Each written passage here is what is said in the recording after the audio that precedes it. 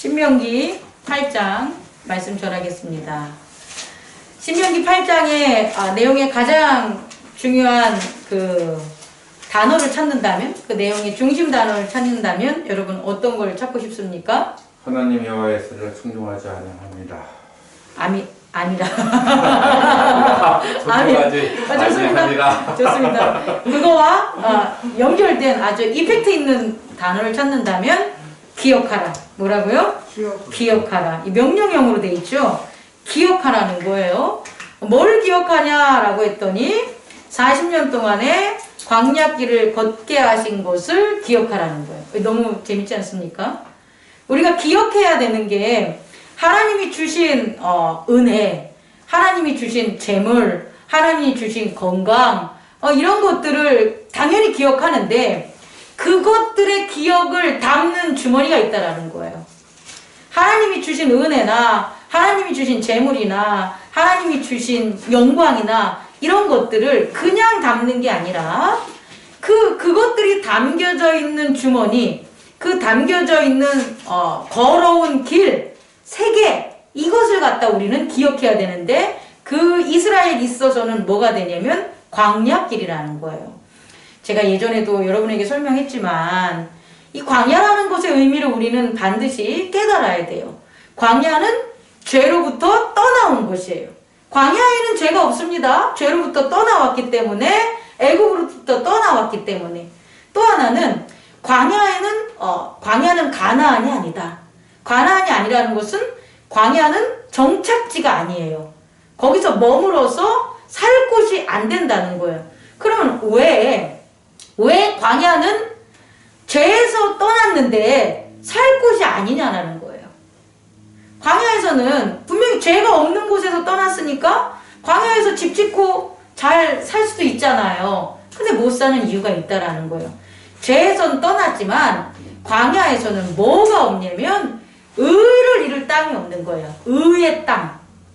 죄에서는 떠났지만 의의 땅이 없기 때문에 우리는 광야에서 떠나야 돼요. 그러나 광야에서 중요한 건 뭐냐면 그 의의 땅에 살게 해주는 언약과 계명으로 인해서 이스라엘인들이 예전엔 없었는데 평생 가지고 가야 될 하나님의 귀한 언약인 명령과 규례와 법도를 얻는다는 거예요. 다시 말해 하나님의 백성은 어디서 하나님의 명령과 규례와 법도를 얻냐면 광야에서 얻는 거예요. 우리들 예수 그리스도를 따르는 제자들, 예수 그리스도의 이름으로 하나님의 자녀된 우리들은 그 광야가 교회예요. 그래서 교회에서 우리는 뭘 해야 되냐면 예수 그리스도의 명령과 규례와 법도를 얻게 되는 거예요. 근데 광야에서 이렇게 명령과 규례와 법도를 하나님이 주면서 그것을 줬기 때문에 이스라엘인들에게 생긴 게 있는데 그게 뭐냐? 테스트가 되는 거예요. 시험이 있다라는 거예요. 아니 하나님의 언약과 계명이 없으면 테스트 없죠. 그렇지 않겠습니까? 이와 마찬가지로 교회에 있어서도 예수 그리스도의 명령과 규례와 법도가 있는데 그걸 한 단어로 말하면 성령의 법도예요. 다시 말해 성령이세요. 그러면 이전에는 죄악된 세상에서 예수 그리스도를 믿지 않았을 때는 우리에게 성령이 임할 수가 없지만 예수 그리스도가 우리의 구원자이셔 메시아야 하나님의 아들이야를 믿으면 우리에게 뭘 보내주시냐면 성령을 보내주시는 거예요. 그럼 성령이 우리에게 오면서 끝나는 게 아니라고요. 반드시 성령이 계신 교회, 성령이 계신 광야에는 뭐가 있다? 테스트가 있다는 거예요. 그 테스트를 성령에게 순종하면 이기는 거고요. 그 테스트를 성령에게 순종하지 않으면 잃어버리니까 마귀가 틈타게 되는 거예요. 다시 죄 가운데로 빠지게 되는 거예요. 이게 방법이다. 또 이것을 뭐하라? 기억하라는 거예요. 그래서 이 광야 40년 동안 이스라엘인들이 걷게 했던 그것을 기억하는데 그 기억함에 있어서 왜 너희들이 광야를 걸어야 됐는지에 대한 그 이유가 있는데 첫째는 낮추려고. 이스라엘인들을 낮추려고 그들을 낮게 하려고 광야길을 걷게 하는 거예요. 또 하나는 그들을 좀 아까 제가 설교했지만 시험하려고.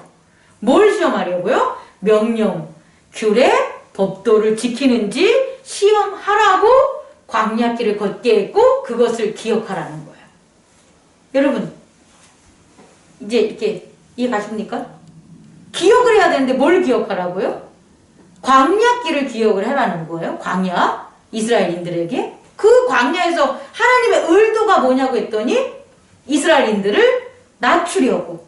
또 하나는 뭐라고요? 테스트하려고. 그럼 우리도 기억해야 되는 거예요. 우리가 믿음에 이렇게 연어를 이렇게 걸어왔었잖아요. 그럼 교회 안에서, 광야 안에서 우리가 있었을 거 아닙니까? 그 교회 안에서 지금도 생활을 하면서 하나님을 섬기는데 뭘 기억해야 되냐면 나를 낮추고 겸손하게 했었던 것들을 기억하라는 거예요. 또 하나는 나를 테스트한 것들을 기억하라는 거예요. 근데 우리 이런 거 기억 안 하고 산단 말이에요. 그게 뒤에 나오는 교만 때문입니다. 결국 우리가 기억해야 될 것은 뭐냐면 하나님이 광야에서 우리를 낮추시고 뭐 한 거다? 테스트한 거다. 그럼 이제 몇 번째인가? 첫 번째인가? 세 번째인가 모르겠네. 어쨌든 그 다음에 전할 것은 왜 하나님이 우리를 낮추게 하냐는 걸 우리는 깨달아야 돼요. 이 참 되게 아이러니한 건데요. 여러분, 애굽에 종살이 살았단 말이에요.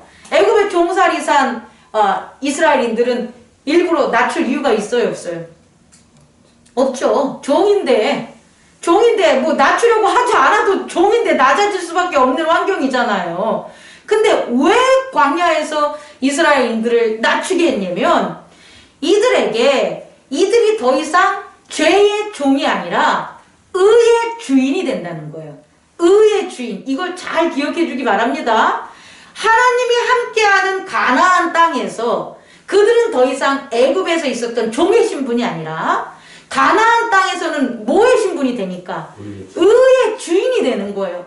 의의 왕이 되는 거예요. 그럼 오늘 우리에게 있어서 이 교회에서 우리에게도 기억하게 하는데 이 교회를 통해서 우리를 자꾸 낮추게 만드는 거예요. 그럼 우리를 왜 낮춘 자로 만드느냐는 거예요. 낮추지 않으면 안 되는 일이 벌어지는 거예요. 왜냐면 우리가 예수 그리스도 의의 왕과 함께 한단 말이에요. 의의 왕이 우리 안에 있어요. 우리 안에 의의 왕이 계시면 우리가 밖에 생활을 할 때 의의 왕이 나타날 수 있다라는 거예요. 그래서 겸손해야 된다는 거예요. 여러분 이해할 수 있겠습니까? 왜 광야에서 이스라엘인들을 하나님은 낮추게 했을까? 왜 우리는 교회를 허락하시고 교회 활동을 하면서 왜 우리 성도들을 낮추실까로 하면 우리의 신분이 변화됐기 때문이에요.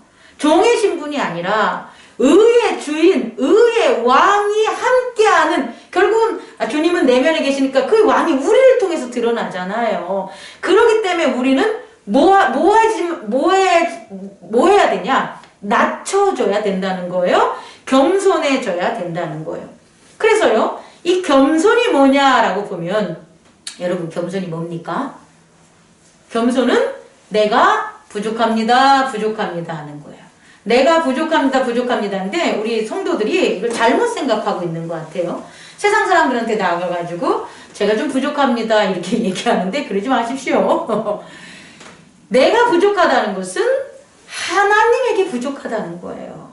겸손은요, 하나님이 주신 은혜와 주신 사랑과 주신 생명에 비하면 내가 부족하다는 거예요. 그래서 느끼는 게 겸손이 돼야 돼요. 근데요, 하나님이 주신 게 뭐가 있습니까? 이러는 거예요. 하나님이 제게 뭔 생명을 주셨고, 하나님이 제게 뭔 은혜를 주셨고, 하나님이 제게 뭔 능력을 주셨습니까? 라고 하면 뭐가 없다. 겸손을 생기려고 해야 해도 안 된다는 거예요. 겸손은 내가 하고 싶어서 하는 게 아니에요. 이익적 관계에 있어서 아예 잠깐 수그리고 자기 마음 숨기고 굽신거리면서 살 수는 있겠지만 진정한 성경에서의 겸손은 나타나지 않아요.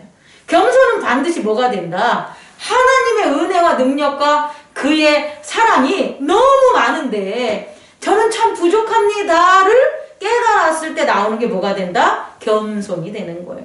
마찬가지로 저도 여러분들에게 있어서 제가 겸손할 수 있는 것은 성도님들이 주신 은혜와 성도님들이 주시는 능력과 성도님들이 주는 사랑이 정말 큽니다. 그거에 비해서 저는 정말 부족합니다라고 하면 제가 성도들한테 겸손할 수 있는 거예요.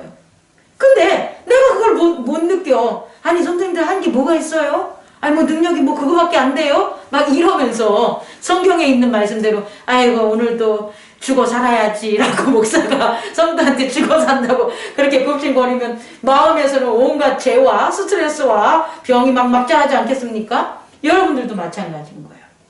목사님이 능력이 이렇게 하시고 은혜가 있고 사랑을 이렇게 많이 해줬는데 나는 이거밖에 못해서 내가 부족합니다. 그러면 목사한테 겸손할 수 있는 거예요. 근데 그게 없어.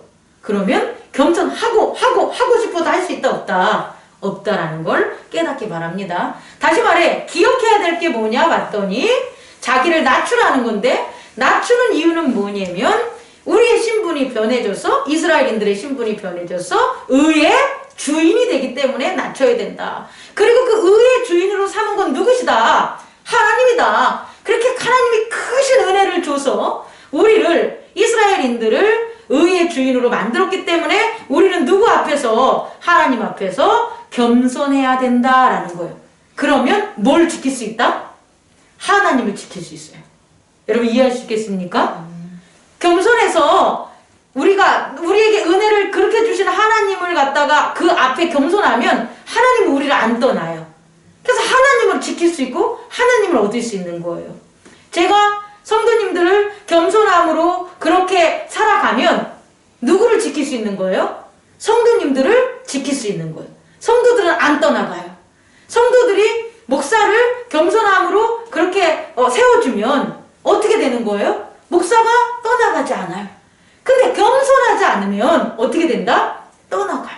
잘 생각해보세요. 나중에 여러분들이 다 깨달을 수 있을 것이라고 봅니다. 결국 겸손이 얼마나 중요하냐면 지킬 수 있다라는 거예요. 뭐를? 은혜와 사랑을 지킬 수 있는 게 겸손이다. 그래서 너희를 낮춘 거다라는 것을 기억하셔야 됩니다.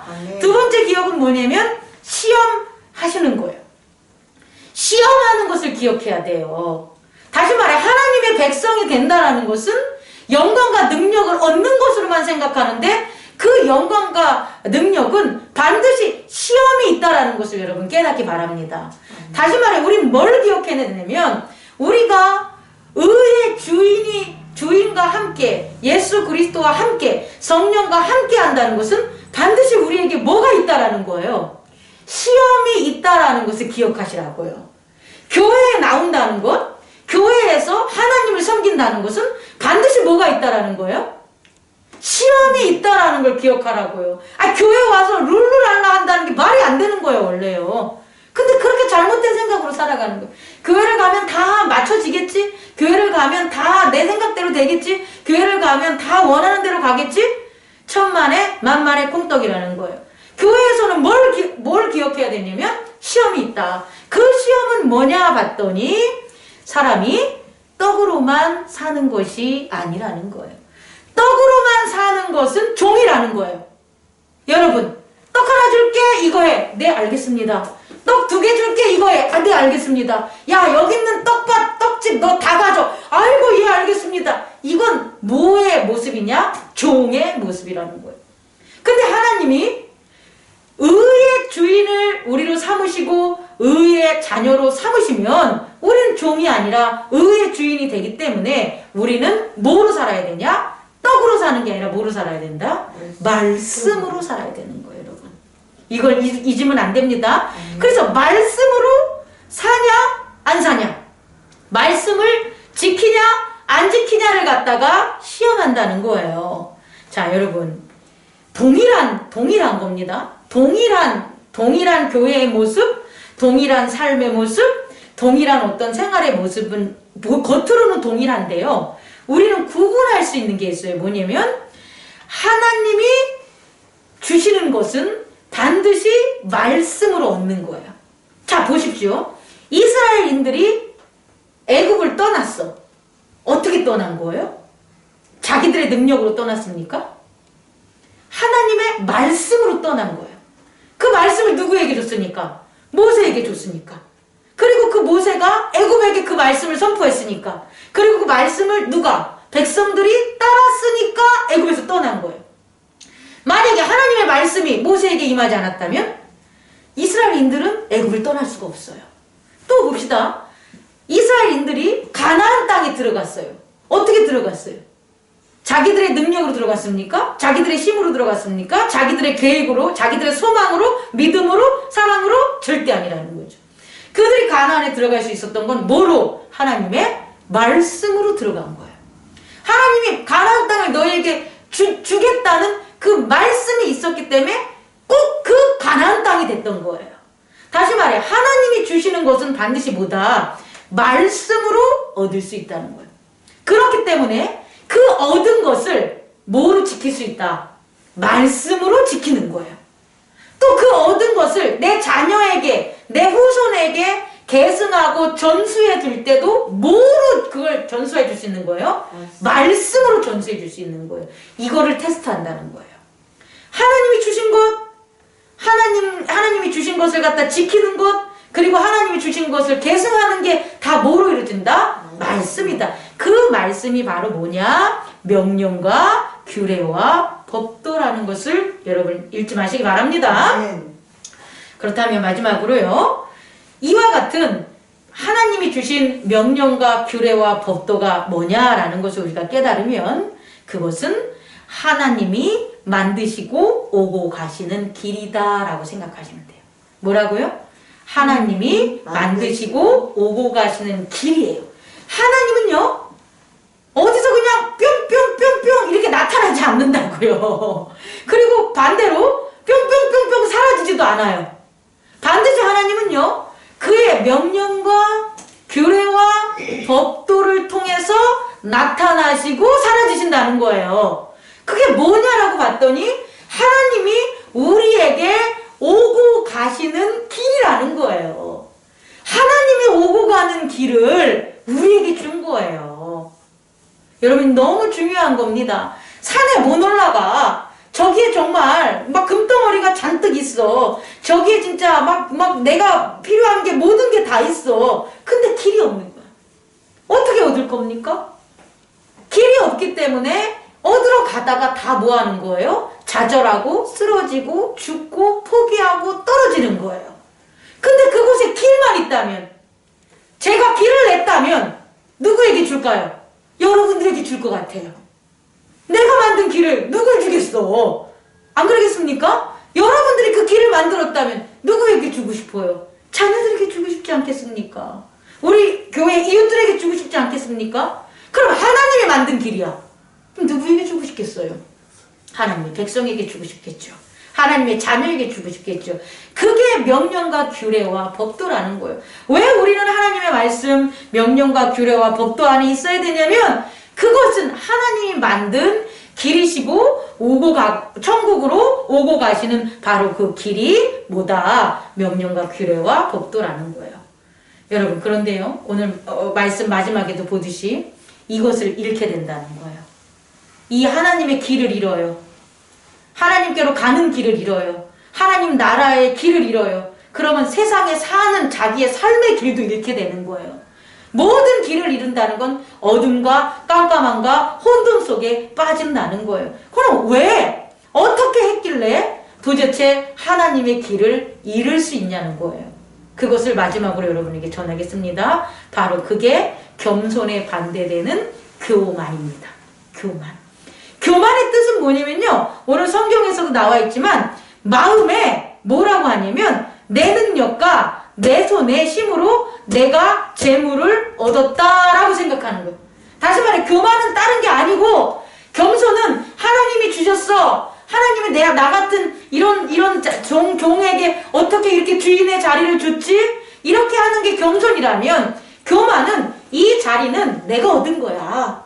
이 교회는 내가 세운 거야. 이 음식은 내가 똥 빠지게 고생해서 번 돈으로 내가 만든 거야. 라는 그 내가 한 거야 라는 고백이 뭐가 된다? 교만이 된다는 거야. 이 교만이 길을 잃게 하는 거야. 어떤 길을 잃게 하냐? 하나님의 길을 잃게 해주는 거야. 왜? 내 능력이야, 내 생각이야, 내 손이야 라고 하는 건 내가 만든 길을 걷는 거기 때문에 하나님이 주신 길을 잃게 된다는 것을 여러분 깨닫기 바랍니다. 그러면 이렇게 교만한 것, 하나님의 길을 잃는 것, 이건 어떤 유형으로 나타나냐 봤더니 첫 번째, 다른 것을 선택하는 거예요. 다시 말해 하나님의 명령이 아닌 다른 신의 명령, 하나님의 규례가 아닌 다른 민족의 규례, 하나님의 법도가 아닌 이방 신들의 법도, 이런 것들, 다른 것을 선택하면 교만해지게 돼요. 겸손하지 않고. 두 번째는 어떻게 되냐면 왜곡하는 거예요. 왜곡. 이건 이렇게 해도 돼? 이렇게. 아유, 오늘 비가 오니까 이거는 뭐 잠깐 생략해도 돼? 아이고, 우리가 뭐 저렇게 이렇게 풍요로우니까 우리가 요번에 뭐 제사 좀 하나 안 지내면 어때? 이렇게. 다시 말해 원래 하나님이 주신 명령과 규례와 법도가 아닌 왜곡하는 것, 사람의 법도로 만드는 것, 율법자의 법도로 만드는 것, 그게 바로 교만의 두 번째 표징, 나타남이 되는 거예요. 세 번째 교만의 나타남은 뭐냐면 두 마음을 품는 거예요. 지난번에 말했던 종교 혼합, 두 가지를 다 같이 하는 거예요. 하나님도 섬기고 세상도 섬기고, 하나님한테 예배도 드리고 또 룸사롱도 가고, 이 두 가지를 같이 하는 혼합주의가 교만이라는 것을 깨닫기 바랍니다. 말씀을 마치려고 합니다. 하나님께서는요, 광야를 걸으면서 40년 동안 뭐하라? 기억하라고 하고 몸을 낮추라고 합니다. 그 이유는 그들의 신분을 변화시켰고, 그리고 하나님께서 그들에게 말씀으로 테스트를 하기 때문에, 하나님의 백성은 끊임없이 이 세상을 살면서 규례와 명령과 법도에 대한 말씀의 테스트가 있다는 것을 기억하라는 거예요. 저와 여러분도 기억하셔야 됩니다. 예수 그리스도가 우리에게 새 생명을 주신 것은 기억하라는 거예요. 뭘 기억하라는 겁니까?